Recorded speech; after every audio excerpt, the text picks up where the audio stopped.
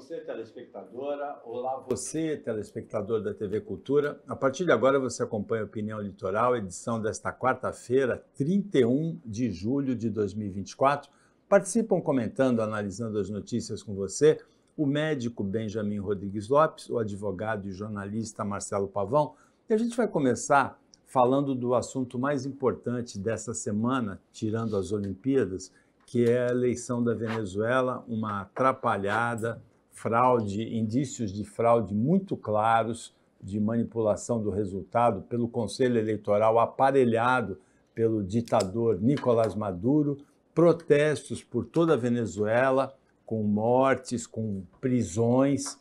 O presidente Lula diz que nada está acontecendo de grave lá. O PT emitiu uma nota reconhecendo o resultado, mas a Organização dos Estados Americanos, OEA, que tinha observadores em Caracas, disse que não tem como reconhecer a legitimidade dessa eleição atribuída à vitória ao ditador Nicolás Maduro, Benjamin. Boa tarde. Boa tarde. Acho que algumas coisas a gente não tem como esperar. Existe uma frase que diz, mulher quando quer namorar, água morra abaixo, fogo morra acima, a gente sabe como termina. Eleição com ditador, a gente sabe como termina. O governo é ele faz o que ele quer, ele cria as eleições como ele quer. Pelo menos teve eleições. Na China é aclamação popular, quase 2 bilhões de chineses representados pelo partido apoiam o dirigente de plantão. Na União Soviética, antiga União Soviética, atual Rússia, o Vladimir Putin decide quem ele vai ser presidente ad eterno. Na Coreia do Norte, a gente tem a mesma coisa. No Irã, a gente tem uma teocracia, tem eleição, não manda nada. Quem manda é o chá de plantão, na verdade, o ayatolá de plantão. E nós vamos olhando o mundo. Se a gente for para a Arábia Saudita, é a família real que manda. Na Venezuela, fizeram uma eleição, e o Pavão, que é mais antigo que todos nós, usaria a expressão para inglês ver. Sim. Aqui, no caso, é para ninguém ver. Ninguém acredita no resultado dessa eleição. Nem o representante brasileiro, que não reconheceu o pleito, pediu para ver as atas eleitorais. Gente, pedir para ver as atas eleitorais é mais ou menos como se alguém viesse no Brasil e pedisse para fazer uma contagem de todas as urnas que foram feitas. Não tem como. A gente tem uma dificuldade de aceitar. Maduro é um ditador neste momento e é um ditador que goza da extrema antipatia do seu povo. Porém, firmemente fincado nos quase 6 mil generais que mantém sob seu cargo. É quase 3 vezes mais o número de generais num país vizinho, por exemplo, nós, o Brasil. O que vai acontecer na Venezuela, a gente não sabe, porque 20% da população já foi embora. Os outros 80% estão descontentes. Talvez a profecia do próprio Maduro é o que aconteça, um banho de sangue, ou nada, e continuaremos por mais alguns anos vendo as 3 louquices do ditador de plantão da América do Sul. O Nicolás Maduro, ele atribuiu cinicamente a violência das manifestações aos opositores, sendo que, além de aparelhar o Conselho Eleitoral, além de aparelhar a Suprema Corte para as decisões convenientes a ele, para dar uma aparência de legalidade, ele afastou das eleições, o Conselho Eleitoral proibiu a participação da verdadeira líder da oposição, que é a Maria Corina, não é, Pavão? Olha, Paulo, primeiro, boa tarde, Benjamin, boa tarde a todos e boa noite quem nos assiste à noite. Paulo, eu vejo assim, com muita tristeza, alguns posicionamentos aqui no Brasil. E por quê? Recentemente nós tivemos um grande problema, que era a oposição aqui no Brasil, hoje oposição à então situação, que falava, que bradava, que sistematicamente defendia que houve fraude nas eleições brasileiras, que as urnas precisavam ser auditadas, que precisava ter as filipetas precisavam ser auditadas, os votos, enfim, foi uma batalha, inclusive judicial, com perícias, auditorias militares, onde Absolutamente nada foi encontrado. Isso é o que está registrado, isso é o que foi passado sistematicamente. Diante da situação de que as urnas brasileiras, elas são auditáveis, que todas as questões são transparentes, a justiça reconheceu a legalidade das eleições, porque os elementos estavam todos à mostra. Há uma transparência total. Hoje, nenhum deputado, nenhum senador, nenhum vereador, nenhum prefeito, presidente, seja qual cargo eletivo que hoje exista no Brasil político, não há o menor indício de que houve uma fraude. Existem pessoas que acreditam que houve fraude, pessoas que confiam que houve fraude, mas não há nenhuma prova. Posto isto, eu me coloco agora no comentário. Eu votei em 2018 em Bolsonaro. Não gostei do governo Bolsonaro, votei contra o Bolsonaro. Por quê? Porque eu me posiciono como cidadão brasileiro nessa história. E votei no atual presidente Lula. Pela primeira vez na minha vida eu votei no PT. Porque a opção que estava posta era essa para mim, não que seja a da minha predileção. Agora, quando um presidente de um país vizinho fala que as urnas brasileiras, que a eleição é fraudada, que a urna não é confiável, e o governo se cala, ele passa a ser conivente. Porque nós estamos falando de Estado brasileiro. Não estamos falando de ideologia do mandatário A, B ou C. Nós estamos falando de defesa da soberania nacional. Ou se defende o que está correto, ou então você é cúmplice, ou no mínimo, omisso, que é o que o governo brasileiro está sendo. Depois houve a história do banho de sangue. E o governo brasileiro mandou um observador, que é o assessor especial internacional da presidência. Ele foi para a Venezuela para quê? Para tomar café? Para escutar música venezuelana? E pior, com 80% dos votos apurados, foi declarado um vencedor, foi aclamado e diplomado. Só para se lembrar, na eleição de 2022, com 80% dos votos apurados, o presidente eleito com 80% era Jair Bolsonaro. Quando chegaram os votos finais, que não são contestáveis porque são auditáveis, são transparentes, o candidato Luiz Inácio Lula da Silva venceu as eleições. E assim, a população, a grande maioria da população, apoia a legalidade do mandato. Gostem ou não, é legal o mandato hoje posto no Brasil. Nós temos a cédula que tinha trocentas fotos do Maduro, impossibilidade de propaganda, impossibilidade de se candidatar, aparelhamento do judiciário, aparelhamento das Forças Armadas, ou seja, trocou-se apenas o polo. De extrema direita, nós estamos falando de uma extrema esquerda. E aí o PT, o partido do presidente, que sofreu todos os ataques em 2022, vem e apoia e reconhece a vitória do Maduro. Sinceramente, se nós não vivemos no multiverso da loucura, o PT acha que todo mundo é idiota com essa declaração. E o presidente Lula, ontem, depois de quase 20 mortos, das pessoas indo à rua, do mundo todo contestando, ele falou, não estou vendo nada de grave. O que é grave, senhor presidente? O que é grave para o senhor sair do apoio a um ditador? Depois, se o senhor também sofrer achaques de uma parcela da população, não conte com aquela parcela volátil que deu a vitória ao senhor por achar que o seu projeto era melhor. Não apoie uma ditadura, porque quem apoia a ditadura semeia tempestade. E depois, não venha falar que o furacão não é devido. Não venha falar que as coisas, porque a gente sabe que as coisas não estão legais. Tão legais para a gente ficar defendendo o seu governo. É muito revoltante, presidente. Olha, a gente tem reclamado de falta de opções na política brasileira na hora eleitoral. Ficou polarizada a coisa entre o Lula e o Bolsonaro na última eleição, como tinha ficado na anterior também entre o PT, que era representado pelo Fernando Haddad, e o Bolsonaro. Não é por falta de opções que o eleitor de São Paulo vai sofrer nesse ano na escolha do prefeito. É muita opção que tem. E uma pesquisa Quest, divulgada ontem, Benjamin, mostrou um empate técnico triplo. O prefeito Ricardo Nunes, do MDB, que tenta a reeleição, o deputado Guilherme Boulos, do PSOL, que é o candidato apoiado pelo presidente Lula, o Nunes é apoiado pelo Bolsonaro, e o apresentador José Luiz da Atena, do PSDB, estão muito empatados. O Ricardo Nunes tem 20%, o Boulos e o da Atena têm 19% na pesquisa Quest. Agora, tem muitas outras opções. Pablo Marçal, Kim Kataguiri, que esteve aqui na semana passada, Tabata Amaral, a Maria Helena, do Partido Novo. Não é por falta de opção em São Paulo. Eu me lembrei, quando eu vi essa pesquisa, de um colega de bancada, que na eleição passada ficou com uma vela acesa pela terceira via a eleição inteira. Quase queimou a mão.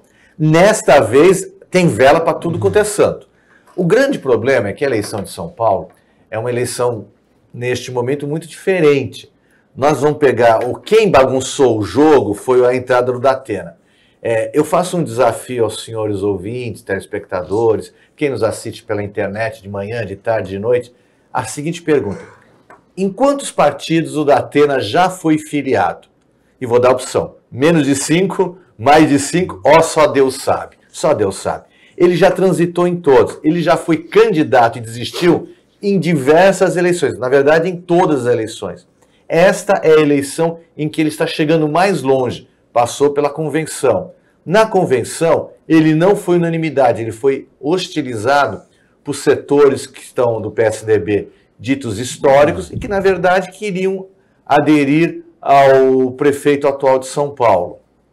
Datena é uma figura que embaralha esse jogo, porque tudo pode acontecer com ele e nada pode acontecer com ele. Ele pode amanhã desistir e voltar para Bandeirantes, que o chama de volta, porque está com problemas econômicos de queda de audiência.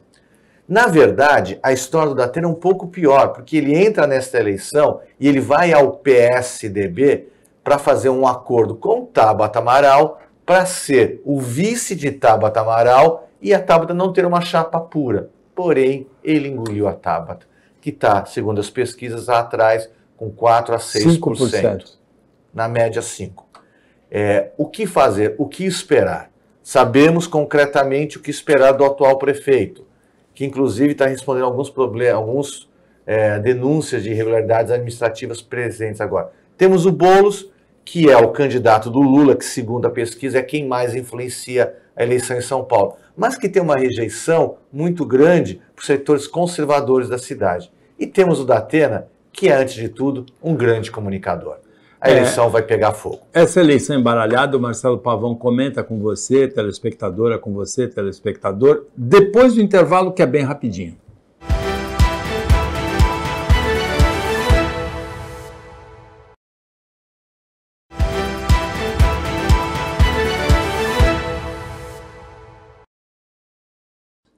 Voltando com o Opinião Litoral, nesta quarta-feira, o Benjamin Rodrigues Lopes e o Marcelo Pavão estão analisando as notícias com você.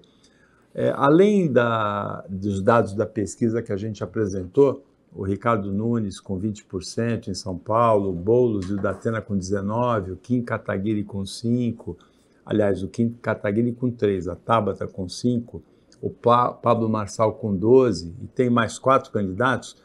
Tem um outro elemento dessa pesquisa interessante. Mostra que 29% dos paulistanos votariam num candidato indicado pelo Lula, mesmo sem saber quem é esse candidato. E 20% votariam no candidato indicado pelo Bolsonaro, mesmo sem saber também. Dá quase metade, 49%. Metade do eleitorado votaria teleguiado politicamente, ideologicamente. Então, Paulo, essa fórmula do teleguiado é uma fórmula que é utilizada, por exemplo, na França, que é utilizada na Inglaterra, que é utilizada em vários estados dos Estados Unidos, onde o eleitor, ele vota no partido, vota na legenda, a legenda sendo eleita vai discutir, vai indicar quem é que vai preencher os cargos. Existe essa fórmula. Talvez seja a hora, a gente estava falando agora um pouquinho no intervalo, talvez seja a hora da gente repensar o plebiscito de forma de governo, de forma de chefia de Estado, chefe de governo, se a gente quer esse presidencialismo puro, se a gente quer um presidencialismo com parlamentarismo. Por quê? Porque o povo, nós estamos falando, metade dos eleitores de São Paulo não quer escolher o prefeito. ou prefeita. A realidade é essa. Metade do eleitorado de São Paulo pouco importa, porque se o Lula falar vota nesse ou nessa, a pessoa vai votar. E o Bolsonaro, se falar, vai ter outra. Então, nós estamos diante de um quadro diferente, que é da representação. Nos Estados Unidos, você vota no partido. O delegado do partido, na convenção, depois, quando todos já votaram, é que ele vai seguir ou não a orientação do povo. Isso vem da onde? George Washington, Thomas Jefferson, John Adams, lá atrás. No Brasil, a gente precisa se posicionar. Por quê? Porque o que me deixa muito assustado é isso. Pouco importa qual é o programa, pouco importa qual é a pessoa, metade do eleitorado já falou. Se o Lula indicar, eu voto. Se o Bolsonaro indicar, eu voto. Quando a gente entra na pesquisa, a coisa fica pior ainda. Por exemplo, nada contra a pessoa, não tenho nada. O Datena. Pouca gente sabe que o Datena tem uma UTI montada em casa para apresentar o programa de rádio, porque ele tem problemas de saúde, e aqui eu do lado de um médico. O cara é um caso a ser estudado na medicina. Será que o eleitor de São Paulo sabe quem é o vice que ele vai indicar? Porque um Datena da vida, se ele for eleito, a chance do Datena morrer é gigantesca. O seu Ricardo Nunes era vice do Bruno Covas. Quem conhecia Nunes? É a primeira eleição dele. Então, assim, é o candidato... Não, ele precisa se apresentar, porque vice não se apresenta. Aí a gente vê o Boulos, a mesma coisa.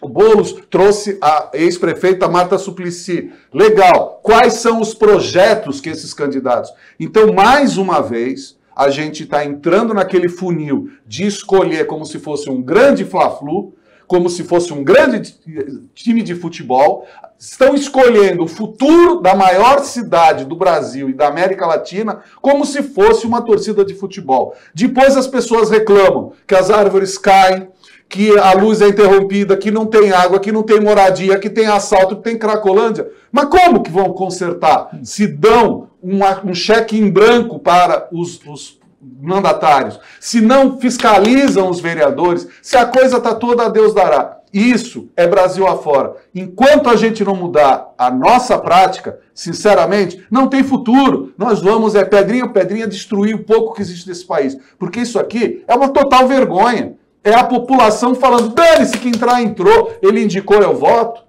E aí, como é que fica o dia depois da eleição? É lamentável, é triste e é revoltante que o brasileiro se preste a esse papel e depois fica reclamando que o prefeito e a prefeita não fazem nada. Nós falamos os 6 primeiros colocados até o Kim Kataguiri. Empatado com o Kim Kataguiri está a Marina Helena, não é Maria Helena, é Marina Helena, do Novo, também com 3%. Aí tem o Altino, do PSTU, o Ricardo Senesi, da UP, com 1%, e com 0% o Fernando Fantauzi, da Democracia Cristã, e o João Pimenta, do PCO. A gente tem falado muito de muitas notícias ruins, de violência, mas acontecem alguns fatos, algumas notícias, algumas imagens, emocionam o Brasil todo. E ontem foi um desses casos, Marcelo Pavão. A equipe feminina de ginástica do Brasil conquistou uma medalha de bronze na Olimpíada de Paris. Alguma coisa assim, o Brasil no topo do pódio, não no topo, mas na posição de pódio da ginástica olímpica por equipe. Para quem acompanha esporte há 20 anos, há 30 anos, era uma coisa inimaginável, né? Uma medalha inédita. Paulo, concordo totalmente, bem sucintamente. É um trabalho que 2 técnicos vieram da Ucrânia, fizeram um local de treinamento no sul, se não me engano é Santa Catarina, não tenho certeza, mas acho que é Santa Catarina, e revolucionou a ginástica artística. Todas essas meninas, elas vêm desde muito pequenas, treinando, fazendo com afinco o seu trabalho. E por que a gente está falando isso? E ontem, quando essa turma veio, nós vimos que foi uma equipe de estratégia, que utilizou da técnica, que utilizou das nuances do regulamento, trouxe ainda a Jade Barbosa, que é veterana, está com 33 anos, inclusive os próprios colãs são da grife da própria Jade, ela que desenhou. E aí você vê todo um jogo de estratégia para chegar a essa medalha de bronze que tem significado de ouro. E por que eu estou falando isso? Porque não é uma medalha de sorte, não é uma medalha por acaso, elas não por acaso são terceiras, foram medalha de bronze, elas são medalhas de bronze por mérito, por afinco, por dedicação, por presteza, por responsabilidade. Inclusive, quando teve aquela Flavinha que caiu da trave de costas, e aqui, mais uma vez, a gente tem um médico, né? Ela cai de costas de uma velocidade absurda, que tem um documentário, que hoje a gente estava falando sobre isso, na Netflix, da Simone Biles, que todo mundo fala que quando a pessoa está fazendo aquele giro, pode cair de cabeça e pode morrer.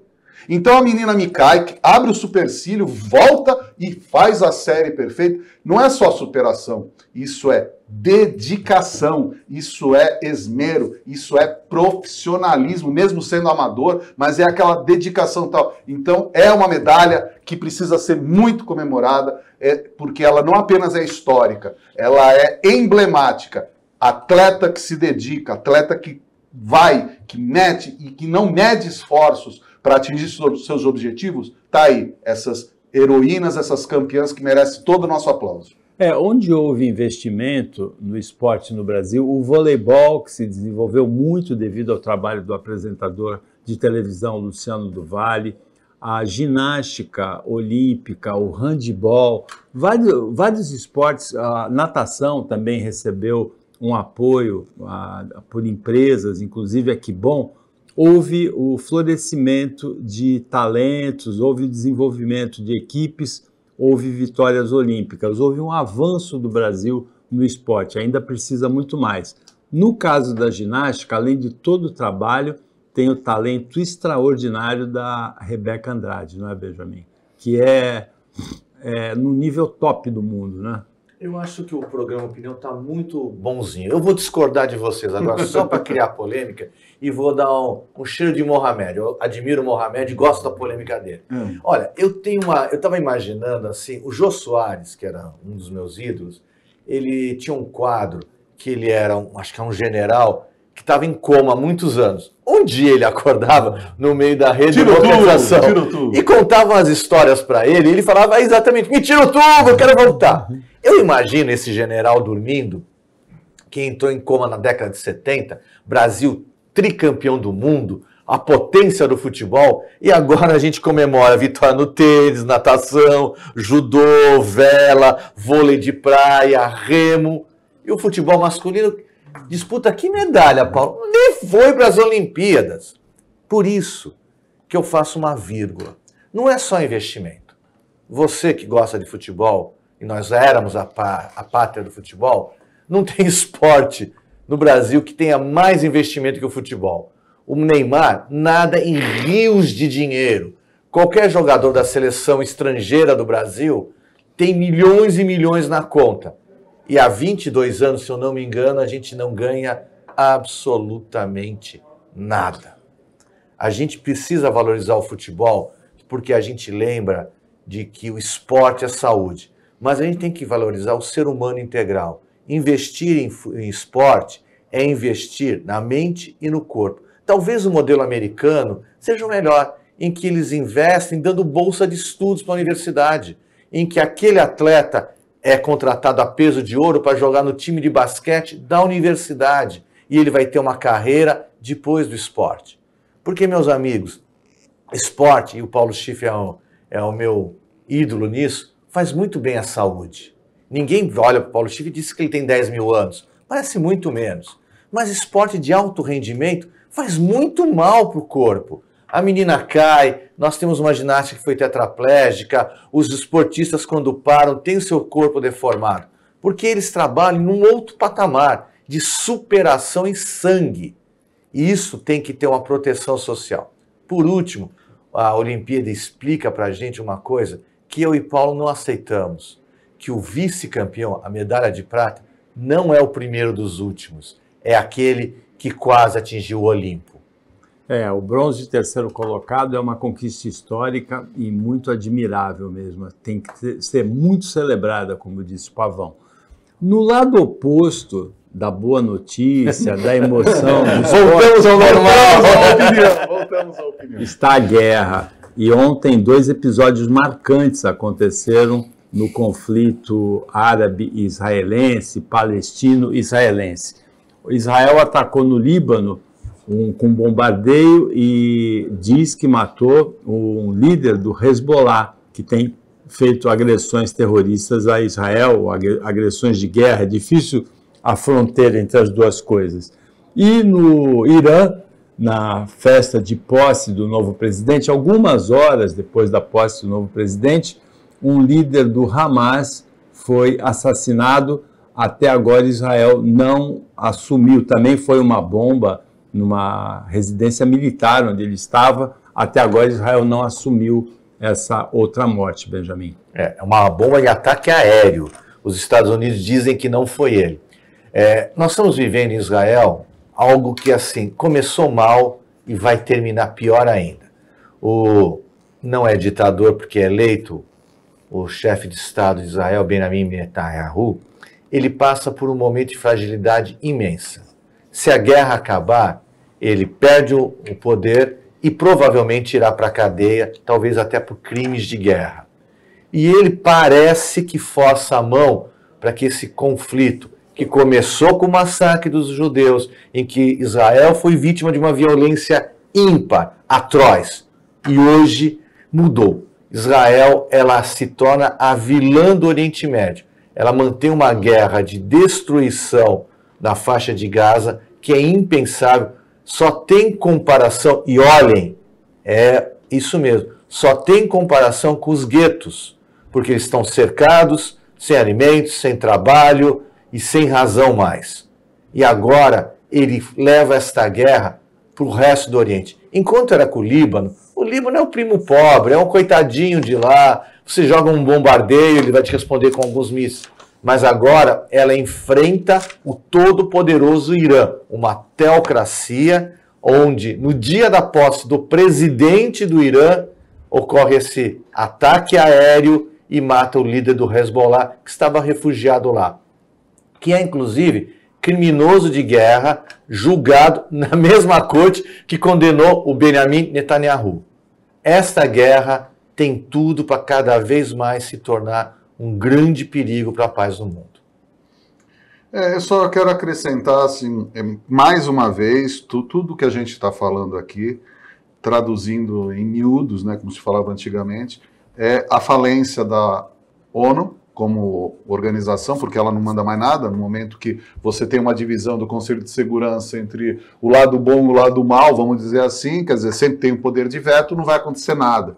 Enquanto isso, quem a gente vê que está voando pelos ares são crianças, são mulheres, são doentes, são hospitais sendo... Então não são terroristas, dos dois lados. E é um negócio muito triste. Eu gostaria que as guerras passassem a ser decididas, como num filme paralelo do James Bond, quando ainda era com Sean Connery, com a Kim Basinger, que tinha um jogo, Never Save, Never Again, tinha um jogo que levava choque o que perdia. Porque tinha que colocar o líder do Hamas de um lado e o Netanyahu do outro lado e jogar o videogame. E quem perdesse tomasse um choque, morresse até eletrocutado. Mas os chefes, não crianças, não mulheres, não velhos, não civis, não animais. Porque não estamos falando de terroristas, estamos falando de genocídio. Dos dois lados, a coisa perdeu o controle. E está cada vez maior, e quando a gente está olhando as vítimas, a gente só vê criança, criança, criança perecendo. Outro dia foi uma escola, 12 crianças na escola, uma bomba caiu na escola. Israel disse que não foi, o Hezbollah disse que não foi, o Hamas disse que não foi. Caiu da onde? Do satélite, da Lua?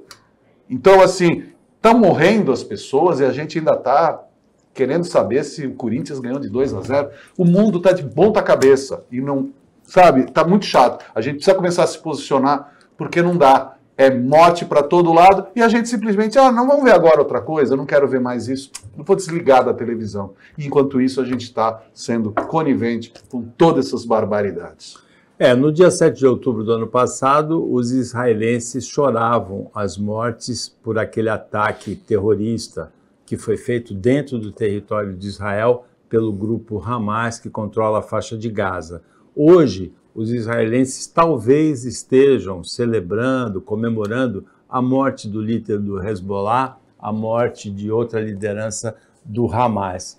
Só que isso aí vai se traduzir em novas agressões. A violência gera mais violência, o ódio se multiplica e esse conflito parece que não tem mais fim. E essas notícias de hoje, como foi também a notícia de 7 de outubro do ano passado, indica só essa escalada de violência que não tem mais fim e onde muitos inocentes são sacrificados sem ter nada a ver com as decisões desses líderes políticos ou terroristas. Opinião Litoral volta depois do intervalo, fica com a gente que é bem rapidinho.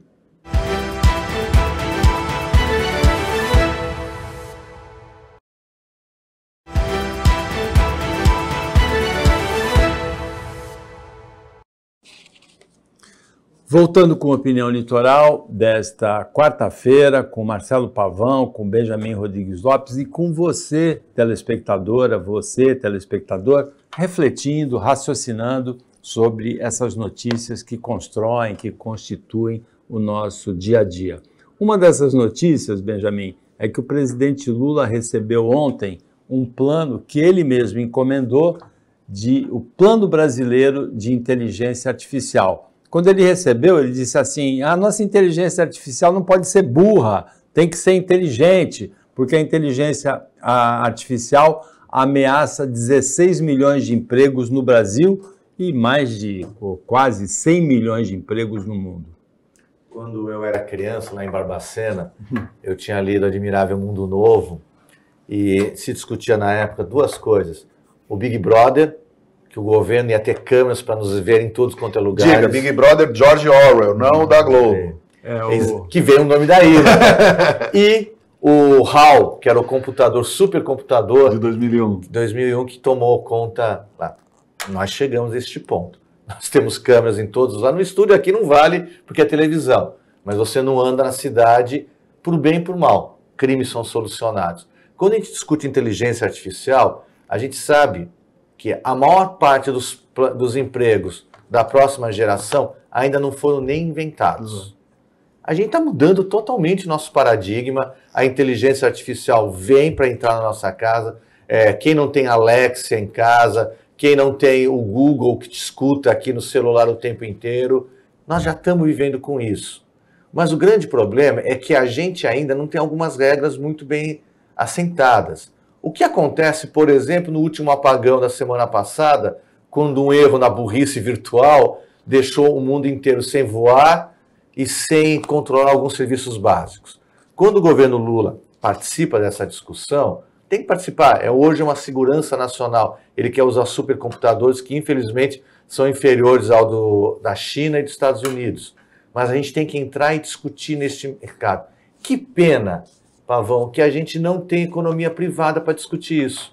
Porque a inteligência artificial nos Estados Unidos é criada por firmas particulares. No Brasil, o governo tem que colocar, porque a nossa iniciativa pública é superior à privada. Hoje, quando eu vinha para cá, eu peço só uma parte, eu vinha muito pé da vida, porque eu estava passando por todas essas obras do maldito VLT que empanturram a nossa cidade, que a gente não consegue andar. Eu lembrando de xingar a pessoa que eu queria xingar, que é o governo do Estado, que terceirizou esta obra que não anda.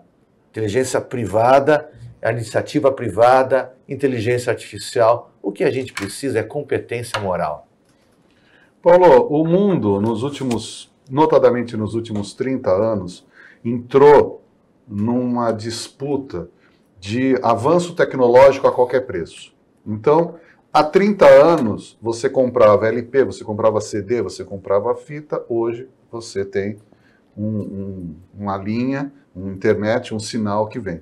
Você comprava máquina fotográfica, você comprava outras, agora você tem tudo no celular. Criou-se uma série de situações que os empregos passaram a ser obsoletos. Então, essa previsão de 16 milhões, eu acho que é otimista demais. Porque é muito mais gente que vai ficar obsoleta. Eu falo pelos advogados. Hoje você entra nas redes sociais, notadamente Facebook, Instagram, existe uma gama gigantesca de advogados vendendo uma inteligência artificial que faz petições, que faz manifestações, que faz cálculo, ou seja, não precisa ser mais advogado. E isso está sendo incentivado por advogados. Então, qual é a situação que a gente está hoje? Ou a gente para, a gente que eu estou falando, a humanidade para e fala assim, é necessária essa velocidade tecnológica, porque quando a gente fala da invenção do carro no século XIX, até ele chegar a outras técnicas, eram décadas de preparo. Hoje, não dá para você fazer isso. Então, uma coisa bem recente, está todo mundo acostumado a ouvir influencer para cá. Os influencers acabaram com a publicidade. Quem reclama hoje de não ter publicidade tem que olhar para os influenciadores digitais, que vendem feito água, porque eles ficam direto na conta das pessoas. Então, hoje é fácil você ter um Davi que ganhou o BBB, um cara de 21 anos que nunca fez nada na vida, tem 9 milhões de pessoas que o seguem. O que 9 milhões fazem seguindo aquele cidadão que não tem nada a oferecer? Mas é isso que a população faz. Ela se doa para o absolutamente nada. Então, perder emprego é uma realidade. Alguém está discutindo isso com os candidatos a prefeito? Alguém está discutindo isso com os candidatos a presidente, a deputados, a senadores? Ninguém discute isso. Mas a gente está vendo. Bancário, obsoleto. Advogado, obsoleto. E agora, não tem país no planeta com mais advogados, por exemplo, que o Brasil. Que agora querem fazer faculdade de medicina à distância, de odontologia à distância. Querem fazer toda essa história. Para quê? Você não tem mais nem obrigação de estar numa sala de aula. Hoje você já tem uma legislação estapafúrdia nesse Brasil que você pode abrir uma escola e não ter professor. Você pode ter um hospital e não ter médico. Então, a gente precisa parar um pouco essa sanha de tecnologia a qualquer custo, porque isso está acabando com a humanidade. Porque a falta de empregos, ela não é uma coisa do futuro, é uma coisa real. Daqui a 20 anos, o que o Benjamin falou, já vai estar na segunda geração de empregos novos que a gente sequer tem conhecimento. E o que é o resultado prático que a gente está colhendo isso? Uma molecada de 13, 14, 15 anos que domina o computador e estão virando quadrilhas para roubar as pessoas. São pessoas que fazem a inteligência artificial ser utilizada para golpes. Então, e aí o que a legislação fala? Vai para casa da antiga FEBEM, vai para a casa não sei das quantas, e fica lá um pouco. Ou seja, nós estamos criando verdadeiros bandidos das redes sociais, são as nossas crianças. Ou a gente repensa e refaz a nossa trajetória, ou daqui para frente nós vamos perder, porque ninguém mais vai controlar essa molecada com esse acesso ilimitado, e principalmente quando a lei continua em 1940, onde não tinha sequer rede na internet. Então, ou a gente vem para o século XXI, ou a gente só vai começar aqui. O que está acontecendo? Aqui mesmo no estúdio, não tem mais câmera, é tudo automático. Não tem mais, tudo, os links são... Tudo está sendo correndo através da tecnologia. E onde a gente vai chegar? Ninguém sabe. Só que a gente sabe que vai ficar muita gente pelo caminho e um grupo pequeniníssimo vão ser os bilionários, os trilionários que estão em clã, porque são aqueles que detêm o poder da informação. Olha, hoje é 31 de julho, amanhã inicia o mês de agosto, que tem a campanha Agosto Lilás, que é de combate, enfrentamento à violência contra a mulher. Nessa semana nós já comentamos aqui o caso de um policial militar que baleou, matou a tiros a ex-namorada numa casa noturna em Recife, na Grande Recife. Hoje a gente tem a notícia de um policial militar que baleou, na saída de uma balada também, 2 mulheres, supostamente uma delas não quis ficar com ele, ele emparelhou o carro depois que elas foram embora, atirou nas 2 e a defesa diz que foi legítima defesa. Tem uma notícia também de um homem de 40 anos que manteve em cárcere privado, espancou e roubou uma médica com quem ele namorava há 10 meses. Roubou joias, dinheiro no valor de mais ou menos 40 mil reais, isso no Rio de Janeiro. Então a gente tem muito caso todos os dias de violência contra a mulher. E Agosto Lilás, Benjamin, é o mês da campanha de enfrentamento à violência contra a mulher. A gente está no final do nosso tempo, então um comentário muito sucinto. Eu só queria dizer o seguinte, tem que ir para a cadeia aquele advogado que vai defender o assassino dizendo que é legítima defesa. Toma vergonha na cara. Vamos respeitar as nossas mulheres.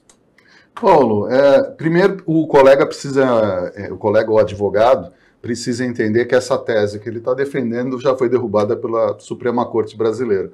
E segundo, Paulo, a punição para que, no caso, quando é um policial militar treinado para defender a sociedade, quando ele, na vida privada, é rejeitado numa balada, ele sai atirando, esse cara aqui, ele, no mínimo, não pode mais continuar na corporação, tem que sofrer por homicídio qualificado, doloso, e as coisas precisam, porque a imensa maioria da tropa não é uma pessoa execrável quanto esse cidadão. Porque é isso, não pode se passar a mão na cabeça de quem não presta.